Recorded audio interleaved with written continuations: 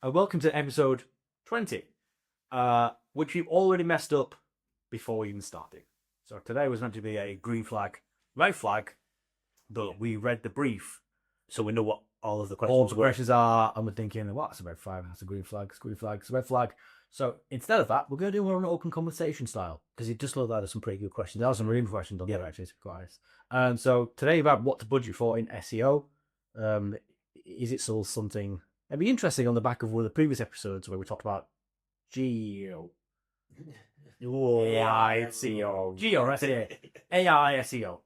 And whether or not that should form part of what you're budgeting for. So first, are hotels still spending like 2016? Are they dumping budget to branded search, ignoring CRO and hoping guests convert? Oh, hell yeah. That is a bold opening statement. It is, but it's so right true. Alex. It is, but it is so true. I think it's, we notice this in our organisation when we're speaking with hotels. It's so difficult to try and convince a hotel to invest in their own long-term future digitally. It's like, I mean, I don't understand it. Obviously, we're digital marketers. That's our background. That's what we know. So to invest a penny now, or pound now, a dollar, whatever. Currencies are mail. Yeah, they are indeed. Yeah. To invest now, knowing that in the long run, over the next, 3, 6, 9, 12, 18 months, is going to pay you back so much more compared to that one equivalent currency that you place into paid search or something else, which will get you a great return right now. It will, but it's immediate. Whereas you need that longer term, because by comparison, the actual cost of it is a fraction of what you'll be doing in the immediacy. And they tee you up here. You're going to see me up. I'm going to tee you up for this. Do you think, Tris, that some of the problem is when we're reporting the performance marketing, we have return on ad spend? And I think it might be an easier conversation to have if there was a way we could, I don't know, report on a return on SEO spend. You mean like a ROS? Like a ROS stand. Interesting. I wonder if there's any skilled and highly handsome marketers that come up with that. Well, I think there are, and by skilled and handsome marketers, we don't mean ourselves. You're 100% Yeah, 100% clear. Yeah, we're talking about yeah, definitely the handsome. No, we're definitely talking about Jess and Chloe in our SEO team that have come up with, and we're completely stealing this from them. 100%. Yeah, their return on SEO spend, the ROS score that they've created, which I think is really clever. It's really smart, and it gives a comparison. What you have in the industry, you've got those that do PPC, you've got those that do SEO, and they're very, very different people, and they believe in different things, and they often sort of fight against each other. Whereas I think it's really smart where our SEO team has looked at it and, well, okay, we're at a slight disadvantage in the hotel industry. What can we do different?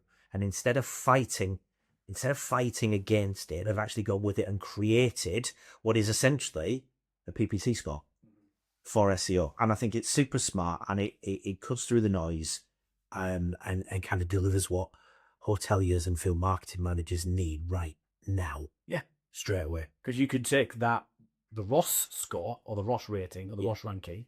Oh, ROS ranking. ROS ranking. Sounds like first. It does, doesn't it? It sounds like an investigative journalist. ROS ranking. Trade law. And you could take those kind of numbers and to the budget holders and explain why our ROS ranking has increased because of the investment. You can use it to influence strategy, and you can measure literally the impact of the work that you've been doing on, say, well, one of our blog articles got a couple more clicks and one user conversion maybe. You have this number, and everyone likes numbers, and that's even go up, or they don't like them go down. Yeah. Whereas a lot of what SEOs do is qualitative. I think we'd be able to, the team, Jess and Chloe, massive fans of everything you do. So thank you again. Absolutely.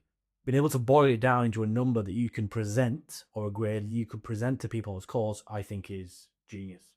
Well, they're going to take it one step further as well. How are they doing? How are they going to take it? Well, then I'm glad you asked. They're going to or they're in the process of creating a formula right now that will give an indicational direction on how SEO is going, over a time period. In essence, we end up having two metrics. You've got your ROS, which is equivalent to return on ad spend, but then you have another metric that says, well, actually, no, we're positively going up or positively going down, depending upon various different ranking factors from SEO. Because the issue you've got with SEO is because it's so long term and you're looking at content and impressions, it's like, how do you really decipher that? So what they're trying to do is boil it down to like two numbers. You can say, this is what you've got, this is what you put in, and this is what you've got out, and it's going up and to the right, or it's going down, and here's the reason why it's going down. Yeah. Okay. And we love that. Yeah. And that was literally the introduction to this episode. I feel like we've got to the question. No, we don't have any questions. Okay. Let's talk about budget items in SEOs. So, yes. We'll start with some really easy ones. Should you add manual alt text to images and audit those to make sure they're in place? I wish I had a red card. No, because that would have been really cool if we got that one wrong. It would have been. We would have lost a lot of clients. I saw what 12 clients. I might put out there. Yes, you should, for not only accessibility requirements, but also we don't want to get sued to oblivion. I mean, because it's not ideal. It's not. It's definitely on the roadmap for this year. Part of the figure. WCAG and ADA compliance. Obviously, one of the things is to have images tagged for people who are sight visually impaired. Yeah, I would say sightually visually impaired and may use screen readers. I think that might have got us to do an oblivion of sightually to navigate websites. That's definitely something that's happening. Yeah, I completely agree. I mean, if you've not got a process of that in place right now, whether it's a tool or even a manual process, which obviously is fraught with a little bit of danger because we kind of make mistakes, don't we, as human beings in general, then you kind of need to look at whatever your process is. Not every image on your website needs to have an alt tag. There's some that are just part of the background, like the padding or whatever.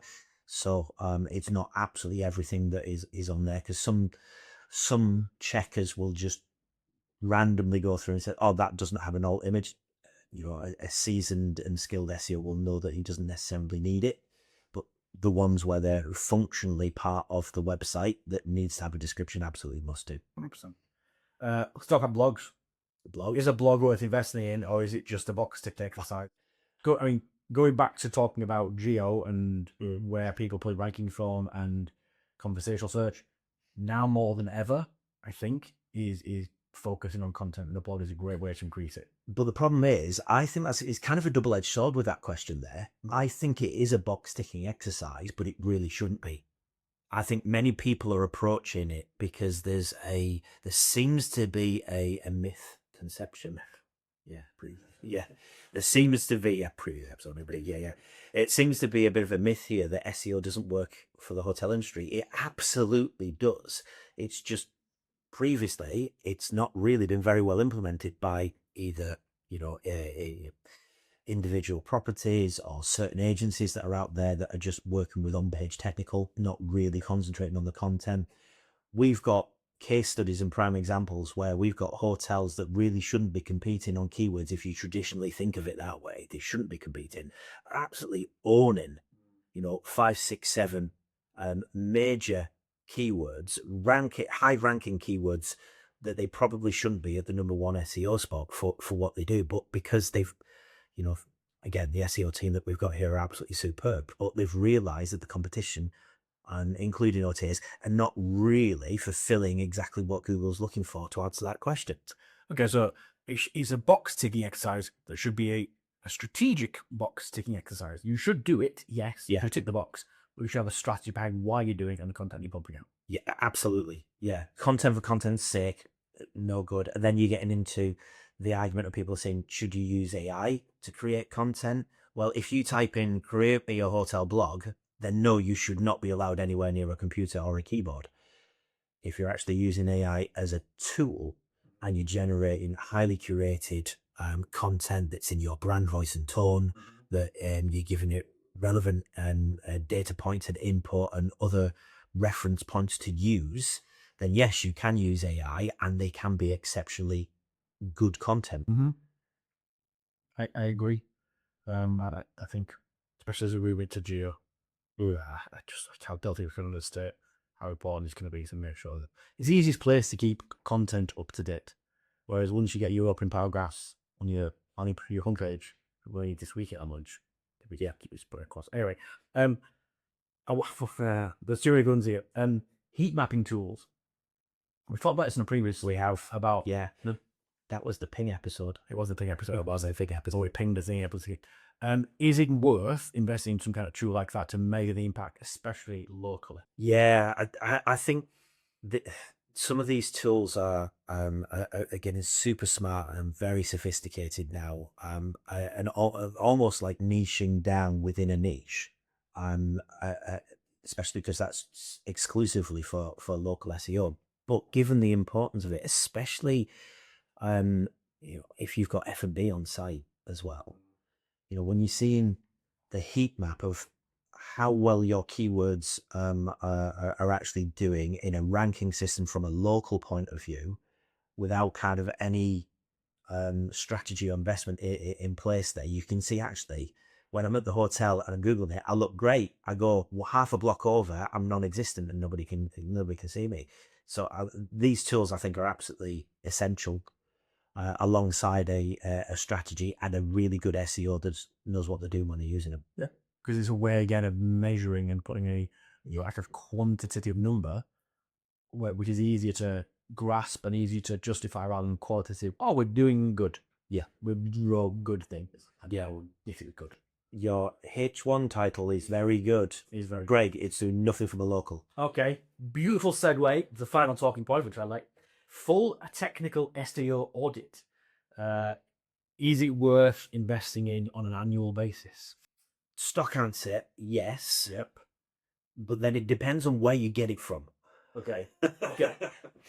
Go on, elaborate if you will, because I think that's an important point. Yeah, I think from a technical standpoint, good housekeeping, making sure that your fundamentals of your website are still relevant, up to date, and in line with your strategy are essential. That's like doing a spring audit on your revenue management strategies. As the season changes, you're going to want to get rid of the winter. Get rid of the winter offers. Move into where. I don't want to say it. I was trying not to. Then wait till they recycle that and cycle it. Yeah, spring into summer savings. Yeah, and actually use a little bit of imagination and don't spring into anything. But you do it for your revenue management. Why wouldn't you then do it for your direct channel? It doesn't make sense. I know the reason why is because you're paying a revenue manager already, and it's their job to do it. So therefore, they're being paid to come up with those. Yeah. Whereas more often than not, you need to get external help. So it's you have to pay additional money. But it's like having a revenue management strategy, then still keeping your winter offers up in the middle of summer. You wouldn't do it. You just absolutely wouldn't do it. So for me, yes, it makes sense.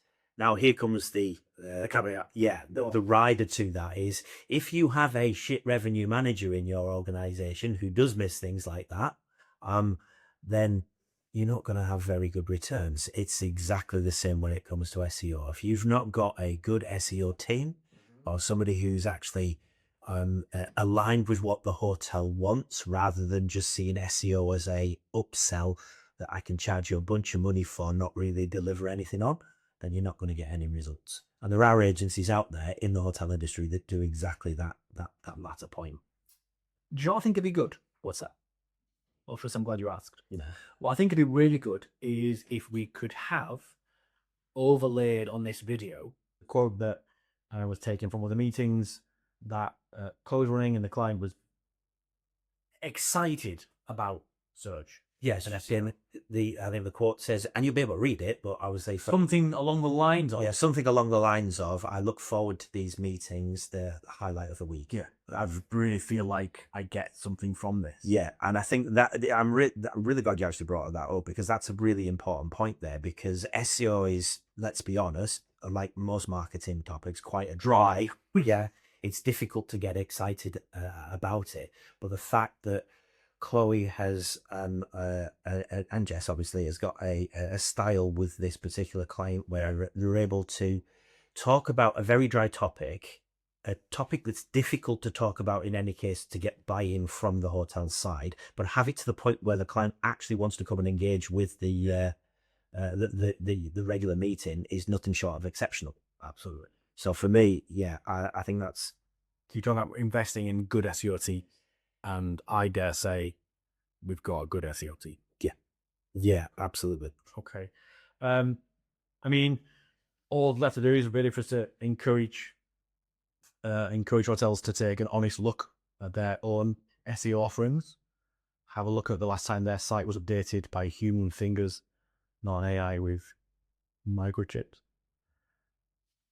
Semiconductors, I don't know. I'll have the sizes. I don't think it's a data scientist.